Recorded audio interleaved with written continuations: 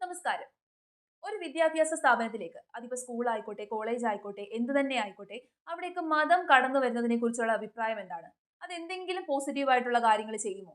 Positive ആയിട്ടുള്ള ഒരു കാര്യവും ചെയ്യില്ലെന്ന് മാത്രമല്ല, നെഗറ്റീവ് ആയിട്ടുള്ള ഒരുപാട് കാര്യങ്ങൾ ഉണ്ടാവുകയും ചെയ്യും. കാരണം മറ്റുള്ള സ്ഥലങ്ങളെ പോലെ നമ്മുടെ സൊസൈറ്റിയിലുള്ള ബാക്കിയുള്ള ഏരിയ പോലെയല്ല ഒരു വിദ്യാഭ്യാസ സ്ഥാപനം എന്ന് പറയുന്നത്. അവിടുത്തെ അന്തരീക്ഷം എന്ന് പറയുന്നത് മറ്റുള്ളവയെ അപേക്ഷിച്ച് ഒരുപാട് വ്യത്യസ്തമാണ്. നമ്മൾ നോക്കിക്കഴിഞ്ഞാൽ ഒരു വിദ്യാലയം എന്ന് പറയുന്നത് അവിടെ പഠിക്കാൻ വേണ്ടി ചെല്ലുക അല്ലെങ്കിൽ വിദ്യ നേടാൻ വേണ്ടി ചെല്ലുക എന്നതിനേക്കാട്ടിലും ഉപരി വേറെ ഒരുപാട് ക്വാളിറ്റീസ് കുട്ടികളുടെ ഉള്ളിൽ ഉണ്ടാക്കിയെടുക്കാൻ വേണ്ടി സഹായിക്കും.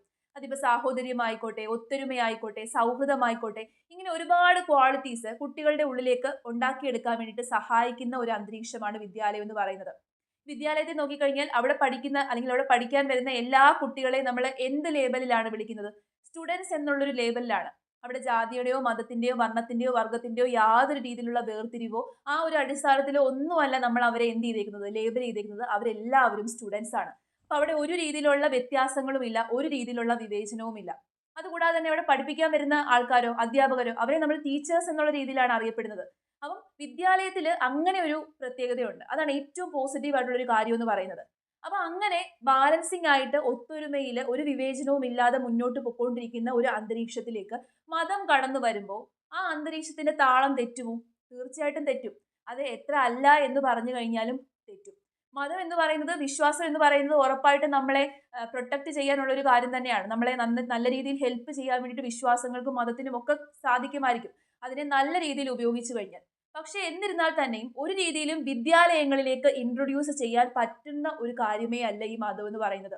അങ്ങനെ മതം അല്ലെങ്കിൽ മതപരമായിട്ടുള്ള ആചാരങ്ങൾ വിദ്യാഭ്യാസ സ്ഥാപനത്തിലേക്ക് ഇൻട്രൊഡ്യൂസ്ഡ് ആയി എന്ന് വിചാരിക്കാം. അത് ആദ്യമൊന്നും വലിയ പ്രശ്നങ്ങളൊന്നും സൃഷ്ടിക്കില്ലായിരിക്കാം.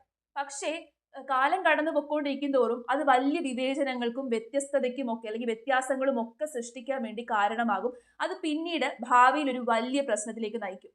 ഈ വിദ്യാലയത്തിന്റെ ആ ഒരു അടിസ്ഥാനമുണ്ടല്ലോ, ഒത്തൊരുമ, വിവേചനമില്ലായ്മ, സൗഹൃദം, സാഹോദര്യത്വം, ഇങ്ങനെയുള്ള കാര്യങ്ങളൊക്കെ ഇല്ലാതെയാക്കി അവിടുത്തെ അന്തരീക്ഷത്തിനെ തന്നെ ടോട്ടലി നശിപ്പിക്കാൻ വേണ്ടി അത് കാരണമാകും. കുറച്ച് ദിവസങ്ങൾക്ക് മുമ്പ് നമ്മൾ കണ്ടതാണ്, നിർമ്മല കോളേജിലേക്ക് നിസ്കരിക്കാനുള്ള ആവശ്യം, നിസ്കാരത്തിന് വേണ്ടിയിട്ടുള്ള ഒരു മുറി ആവശ്യപ്പെട്ടിട്ട് കുട്ടികൾ സമരം ചെയ്യുന്ന ഒരു കാര്യം നമ്മൾ കണ്ടതാണ്. ഇപ്പൊ അതേപോലെ തന്നെ ഒരു സംഭവം പിന്നെയും ആവർത്തിച്ചേക്കാണ്. അത് കോതമംഗലം സ്കൂളിലാണ്. പക്ഷെ ഇവിടെ നോക്കിക്കഴിഞ്ഞാൽ ഒരു സിമിലാരിറ്റി ഉണ്ട്. ഈ രണ്ട് വിദ്യാഭ്യാസ സ്ഥാപനവും ക്രിസ്ത്യൻ മിഷണറിയുടെ കീഴിലുള്ളതാണ്. അത് ക്രിസ്ത്യൻ സഭയുടെ കീഴിലുള്ളതാണ് ഈ രണ്ട് വിദ്യാഭ്യാസ സ്ഥാപനവും. അപ്പൊ ഈ കോതമംഗലം സ്കൂളിലെ രണ്ട് വിദ്യാർത്ഥികളും അവരുടെ പേരൻസുമാണ് ഇങ്ങനെ നിസ്കാരത്തിന് വേണ്ടിയിട്ട് ഒരു ഇടം ആവശ്യപ്പെട്ടത്. ശരിക്കും പറഞ്ഞു കഴിഞ്ഞാൽ അതിനോട് ഒട്ടും യോജിക്കാൻ പറ്റത്തില്ല. അങ്ങനെ ഒരു ആവശ്യം ഒരു കാരണവശാലും ഒരു വിദ്യാഭ്യാസ സ്ഥാപനത്തിൽ ഉണ്ടാകാൻ പാടില്ല. അങ്ങനെ ഒരു ആവശ്യം ഉയർന്നു വരേണ്ട ഒരു സാഹചര്യവും ഒരു വിദ്യാഭ്യാസ സ്ഥാപനത്തിൽ ഇല്ല. അപ്പൊ ഈ ക്രിസ്ത്യൻസിന്റെ ആ ഒരു എന്തുവാ ഉടമസ്ഥതയിലുള്ള സ്ഥാപനത്തിൽ ഈ രീതിയിലുള്ള ആവശ്യം ഉന്നയിച്ചുകൊണ്ട് ചെല്ലുക എന്ന് പറഞ്ഞു കഴിഞ്ഞാൽ അവിടെ വേറെ എന്തൊക്കെയോ നിഗൂഢമായിട്ടുള്ള ലക്ഷ്യങ്ങളുണ്ട് എന്ന് മനസ്സിലാക്കണം. അതൊട്ടും ശരിയായിട്ടുള്ള ഒരു പ്രവൃത്തിയല്ല. കുട്ടികൾക്കിടയിൽ ഈ സാഹോദര്യത്വവും ഈ വിവേചനമില്ലായ്മയും ഒക്കെ ഇല്ലാതെയാക്കാൻ വേണ്ടിയിട്ട് അതൊരു കാരണമാകും. ഒരു ചെറിയ രീതിയിലുള്ള ഒരു പോയിസൺ പോലെ തന്നെയാണ് ഈ മതം എന്ന് പറയുന്നത്. അത് നല്ല രീതിയിൽ ഉപയോഗിച്ചില്ല എന്നുണ്ടെങ്കിൽ മതം എന്ന് പറയുന്നത് ഒരു വലിയ പോയിസൺ തന്നെയാണ്. നമ്മുടെ ഉള്ളിൽ ഇരുട്ട് നിറയ്ക്കാൻ വേണ്ടിയിട്ട് ഹെൽപ്പ് ചെയ്യുന്ന ഒരു പോയിസൺ ആണ് മതം. ആ മതത്തിനെ എങ്ങനെ നമ്മൾ ഉപയോഗിക്കുന്നു എന്നനുസരിച്ചിരിക്കും. മതപരമായിട്ടുള്ള ചിന്ത നമ്മുടെ മനസ്സിൽ ഏറ്റവും കൂടുതൽ മൂർച്ഛിച്ചു കഴിഞ്ഞാൽ മതം മനുഷ്യന്റെ മതം ഇളക്കാൻ വേണ്ടി കാരണമാകും. അതാണ് സത്യം. ഒരു ഭ്രാന്താലയം പോലെ ആയിപ്പോകും. ഇവിടുത്തെ ബാലൻസ് നഷ്ടപ്പെടാൻ വേണ്ടി അത് കാരണമാകും.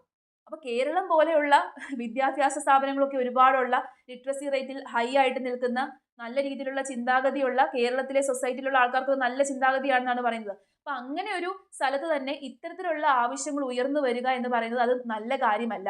അത് ഒരിക്കലും അംഗീകരിച്ചു കൊടുക്കാൻ പറ്റുന്ന കാര്യമല്ല. അതിപ്പോ ആരുടെ ഭാഗത്തുനിന്ന് ഉണ്ടായി കഴിഞ്ഞാലും, ഏത് മതത്തിന്റെ ഭാഗത്തുനിന്ന് ഉണ്ടായി കഴിഞ്ഞാലും. അപ്പൊ എല്ലാവരും മനസ്സിലാക്കേണ്ട ഒരു കാര്യം, വിദ്യാലയത്തിൽ ഒരിക്കലും ഒരു കാരണവശാലും മതപരമായിട്ടുള്ള ആചാരങ്ങളോ മതമോ ഇന്റർഫിയർ ചെയ്യാൻ വേണ്ടി പാടില്ല.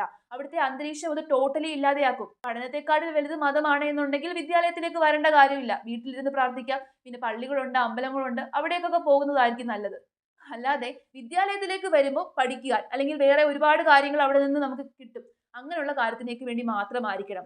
പിന്നെ നിങ്ങളുടെ മനസ്സിൽ മതത്തിനാണ്, വിദ്യയെക്കാട്ടിലും മതത്തിനാണ് ഏറ്റവും കൂടുതൽ മുൻഗണനയും പരിഗണനയും എന്നുണ്ടെങ്കിൽ അങ്ങനെ പരിഗണനയും മുൻഗണനയും ഉള്ളവർ എന്ത് ചെയ്യണം? വീട്ടിലിരിക്കണം. അതാണ് നല്ലത്.